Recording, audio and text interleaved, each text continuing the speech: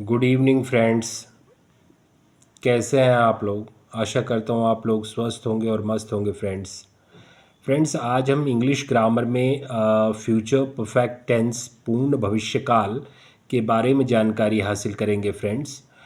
पूर्ण भविष्यकाल का प्रयोग भविष्यकाल के किसी निश्चित समय के पहले कोई क्रिया पूर्ण हो गई होगी यह दर्शाने के लिए इस काल का प्रयोग होता है।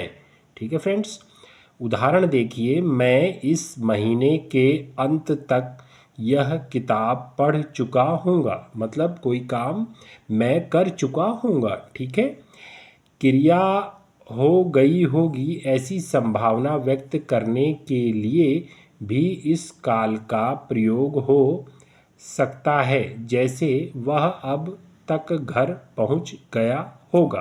ठीक है फ्रेंड्स, इस काल की पहचान क्रिया के अंत में आ, ई, ए ये अक्षर और वाक्य के अंत में होगा, होगी, होगा ये शब्द अर्थात वाक्य के अंत में या होगा, आ होगा।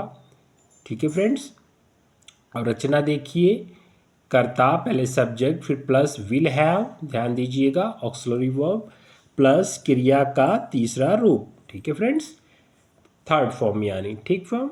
ठीक फ्रेंड्स, अब यहाँ दिए गए उदाहरणों का अध्ययन करके इन वाक्यों को फिर से खुद अंग्रेजी में बनाइए।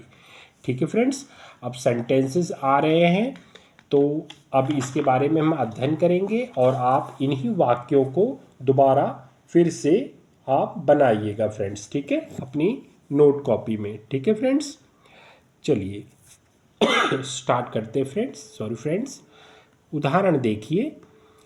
बस छूट गई होगी, the bus will have left. Okay friends, वह अब तक घर पहुंच गया होगा, ही विल हैव रीच्ड, या इसी को गॉट भी लगा सकते हैं थर्ड फॉर्म में, home bye now.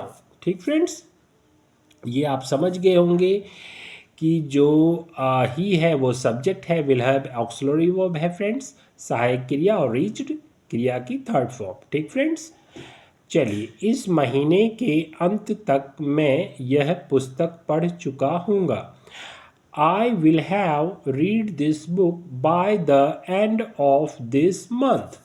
Okay friends, चलिए आगे देखते हैं।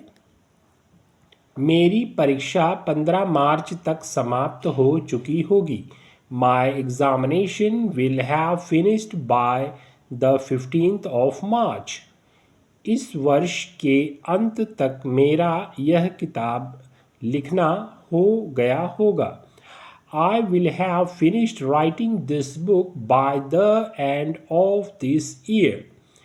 उसने यह खबर सुनी होगी, he will have heard this news. उसने अगले हफ्ते के अंत तक 1000 रुपयों की बचत कर ली होगी, he will have saved ₹1000 by the end of next week. तब तक यह किताब मैंने 2 बार पढ़ ली होगी, I will have read this book twice by then. Okay friends, तो फ्रेंड्स आप इन सेंटेंसेस का आप अपनी नोट कॉपी में नोट कर लीजिए और अच्छी तरीके से अभ्यास करिए फ्रेंड्स। कोई प्रॉब्लम होती है तो आप कमेंट बॉक्स में कमेंट करिएगा फ्रेंड्स, उसके लिए मैं अलग से वीडियो बनाऊंगा फ्रेंड्स और उसका सॉल्यूशन करूंगा। ठीक है फ्रेंड्स, आज का दिन शुभ हो फ्रेंड्स, आपका धन्यवाद।